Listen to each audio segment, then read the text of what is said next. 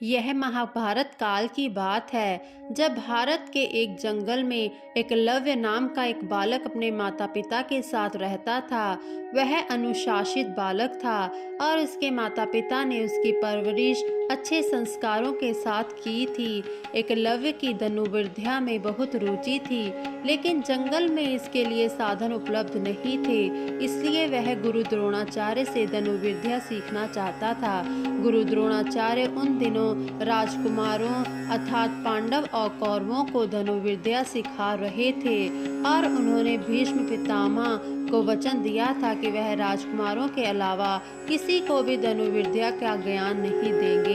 जब एकलव्य अपना निवेदन लेकर गुरु द्रोणाचार्य के पास आया तो उन्होंने उसे अपनी विवशता बताकर वापस भेज दिया। इस पर एकलव्य बहुत दुखी हुआ, लेकिन उसने यह प्रण लिया कि वह द्रोणाचार्य को ही अपना गुरु बनाएगा। शारीरिक रूप से गुरु के अनुपस्थित के चलते उसने उनकी मिट्टी की मूर्ति बनाई और उसके सामने तीर कमान चलाने का अभ्यास करने लगा। देखते ही देखते वह एक उम्दा धनुधारी बन गया। एक दिन की बात है, जब गुरु द्रोणाचार्य अपने शिष्यों के साथ धनुर्विद्या का अभ्यास करने जंगल की ओर आए, उनके साथ एक कुत्ता भी था। उस समय एकलव्य भी जंगल में धनुर्विद्या का अभ्यास कर रहा था।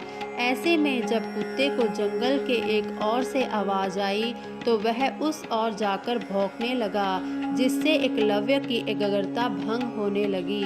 इस वजह से कुत्ते को चुप करवाने के लिए एकलव्य ने उसके मुंह में कुछ इस प्रकार बाण चलाया कि उसका भौंकना भी बंद हो गया और उसे कोई चोट भी नहीं आई। कुत्ता वापस द्रोणाचार्य के पास भाग गया। जब उन्होंने कुत्ते को देखा कि उन्हें अपनी आंखों पर विश्वास नहीं हुआ और उन्होंने सोचा कि इतना अच्छा धनुर्धारी कौन है जिसे धनुष बाण की ऐसी विद्या आती है। जब उन्होंने जाकर देखा तो उनके सामने हाथ में धनुष लिए एकलव्य खड़ा था। अपने गुरु को देखकर एकलव्य ने उन्हें प्रणाम किया। द्रोणाचार्य ने उससे पूछा कि उसने यह विद्या किससे सीखी, तो एकलव्य ने बताया कि वह किस प्रकार उनकी मूर्ति के सामने प्रतिदिन अभ्यास करता है। यह सुनकर द्रोणाचार्य आश्चर्यचकित हुए।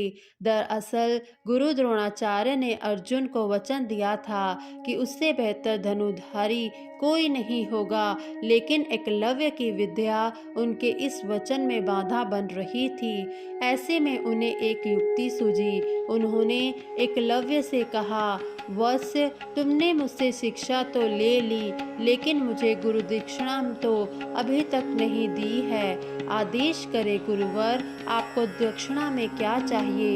एकलव्य ने कहा। एकलव्य की बात का जवाब देते हुए द्रोणाचार्य ने कहा कि गुरु दक्षिणा में मुझे तुम्हारा दाहिने हाथ का अंगूठा चाहिए। यह सुनकर एकलव्य ने तुरंत अपनी कृपाण निकाली और अपना अंगूठा काट कर गुरु द्रोणाचार्य के चरणों में रख दिया। इस घटना की वजह से एकलव्य का नाम एक आदर्श शिष्य के रूप में आज भी याद किया जाता है।